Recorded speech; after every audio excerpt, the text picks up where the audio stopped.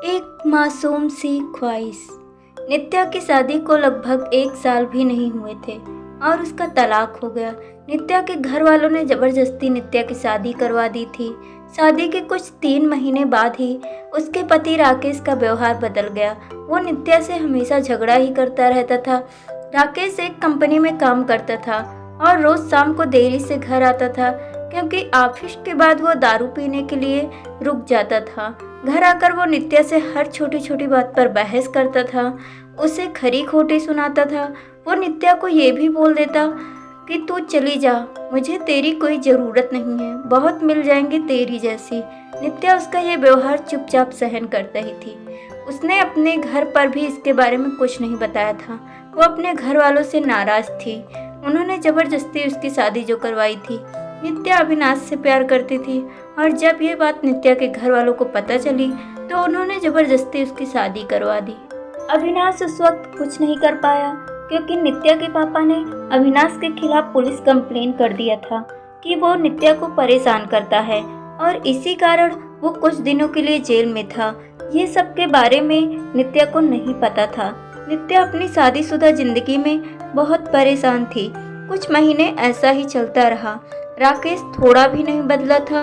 फिर नित्या ने सोचा कि अब वो और इस रिश्ते में नहीं रह सकती और उसने राकेश से तलाक लेने का फैसला कर लिया और फिर उनका तलाक हो गया। तलाक के बाद नित्या ने अपने मम्मी पापा को सब कुछ बता दिया और उन्होंने नित्या को बहुत डांटा कि क्या हो गया था ऐसा कि तलाक ले लिया, अब क्या करेगी, कहाँ जाएगी, कौन करेगा इससे शादी। ये सब सुनकर नित्या ने उनके साथ रहने से इनकार कर दिया। वो छोटी सी कंपनी में काम करने लगी और कंपनी द्वारा दिए गए घर में रहती थी। उसे कभी कभी अविनाश की बहुत याद आती थी, लेकिन उसने अविनाश से कभी संपर्क करने की कोशिश नहीं किया। वो सोचती थी कि अब उसे किसी पर बोझ नहीं बनना। वो अपने पैरों पर खड़ा होना चाहती थी। वो अपना पूरा समय अपने काम को देती थी। उसका काम इतना अच्छा था कि 4 महीनों में ही उसका प्रमोशन हो गया और वो अपने डिपार्टमेंट की हेड बन गई। प्रमोशन के 1 महीने बाद उसे कंपनी की तरफ से एक मीटिंग अटेंड करने के लिए विदेश जाने का अवसर मिला। नित्या अपने काम में बहुत तरक्की कर रही थी। अब उसके मम्मी पापा को भी नित्या पर बहुत फख्र महसूस हो रहा था। अब वे पछताते थे कि उन्होंने उसकी शादी गलत घर में कर दिया था। नित्या विदेश जाने की बात से बहुत खुश थी। 4 दिन बाद उसकी टिकट थी। उसे कुछ खरीदारी भी करनी थी। फिर वो अपने ऑफिस के पास एक मॉल में गई। उसे कपड़े और कुछ मेकअप का सामान लेना था।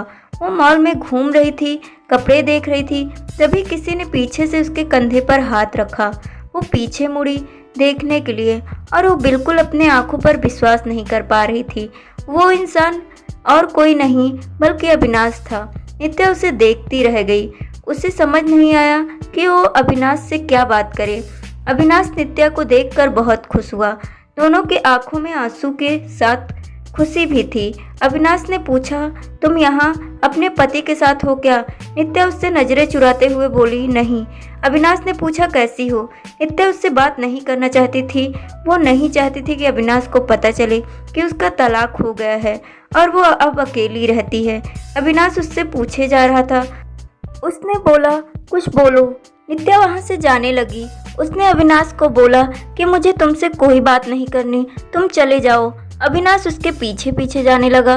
उसने कहा, मेरी बात तो सुन लो। एक बार फिर भी नित्या नहीं रुकी। फिर अविनाश ने कहा, तुम्हें मेरी कसम है, एक बार रुक कर मेरी बात सुन लो। फिर नित्या क्या करती? आखिर उसके दिल में अभी भी अविनाश के लिए प्यार था, तो वो रुक गई। फिर अविनाश ने कहा कि कहीं बैठकर बात करते हैं। फिर वो दोनों मॉल के अंदर एक रेस्टोरेंट में गए। अविनाश ने पूछा, कैसी हो? वो बोली, ठीक हूँ। अविनाश ने उसके पति के बारे में पूछा कि वो कैसा है, तुम्हारा ध्यान रखता है ना?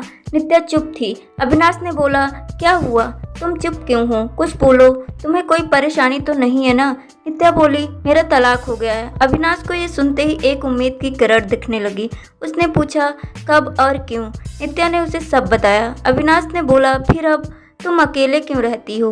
तुम अपने मम्मी पापा के पास क्यों नहीं गई या मुझसे क्यों संपर्क करने की कोशिश नहीं की? नित्या बोली, तुम अगर मुझसे प्यार ही करते थे तो जब मेरी शादी हुई तब क्यों नहीं आए मुझे लेने? कहाँ थे तुम? उस वक्त मैं बिल्कुल अकेली हो गई थी और मजबूरी में शादी हो गई मेरी। अविनाश ने पूछा, क्या तुम्हारे पापा ने बताया नहीं कि उन्होंने मुझ पे पुलिस केस कर दिया था? मैं जेल में था कुछ महीने। ये सुनते ही नित्या चौंक गई। उसने कहा कि मुझे इसके बारे में कुछ नहीं पता। अविनाश ने उसे पूरी बात बताई। नित्या बोली, मैं माफ़ी मांगती हूँ तुमसे अपने पापा की तरफ से। अविनाश ने कहा, अब तो वो बात को जाने दो, मैं भूल चुका हूँ वो सब, अभी की बात करो। अविनाश ने बिना देरी किए उससे पूछ लिया, क्या अब तुम मुझसे शादी करोगी? नित्या बोली, क्या तुमने अभी तक शादी नहीं की? अविनाश ने कहा, नहीं, मैं अभी अपने करियर पर ध्यान दे रहा हूँ और यहाँ कुछ काम से आया था। अब बोलो, शादी करोगी मुझसे? नित्या बोली, अभी 2 दिन में मैं अपने कंपनी की तरफ से विदेश जा रही हूँ एक मीटिंग के लिए। उधर से लौटकर इसके बारे में बात करते हैं। अविनाश ने कहा, पहले ही बहुत इंतज़ार किया है, अब और इंतज़ार नहीं होता, लेकिन फिर भी जैसा तुम कहोगी वैसा ही होगा। दोनों ने अपना फ़ोन नंबर एक दूसरे को दिया और घर गए। अविनाश उसे रोज़ फ़ोन करके उसका हाल चाल पूछता रहता था। 1 सप्ताह बाद नित्या अपनी मीटिंग खत्म करके घर लौट आई। अविनाश उसे मिलने के लिए बोल रहा था, लेकिन नित्या अपने ऑफिस में बहुत व्यस्त रहती थी। उसने कहा कि हम रविवार को मिलेंगे। फिर वो दोनों रविवार को उसी मॉल में मिले। अविनाश ने पहले उसके मीटिंग और काम के बारे में पूछा कि सब ठीक चल रहा है ना? नित्या ने कहा, हाँ, सब ठीक चल रहा है। फिर अविनाश ने उससे शादी का पूछा। तुमने कहा था कि आके बताओगी, शादी करोगी कि नहीं, तो अब बोलो क्या सोचा है? नित्या तो अविनाश से प्यार करती ही थी और अब उसे मौका मिला था अपने प्यार के साथ पूरी ज़िंदगी बिताने का। उसने हाँ कह दिया। दोनों बहुत खुश थे। नित्या ने अपने घर पर अविनाश के बारे में सब कुछ बता दिया और इस बार उसके घर वाले उसके इस फैसले से मान गए, क्योंकि पहले उनसे एक गलती हो चुकी थी। अब वो फिर से अपनी बेटी को तकलीफ में नहीं देखना चाहते थे। 1 महीने बाद उनके परिवार ने उनकी शादी करवा दी।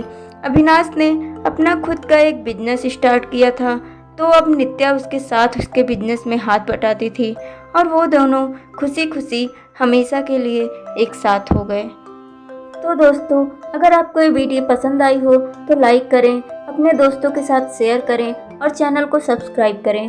थैंक यू वीडियो देखने के लिए।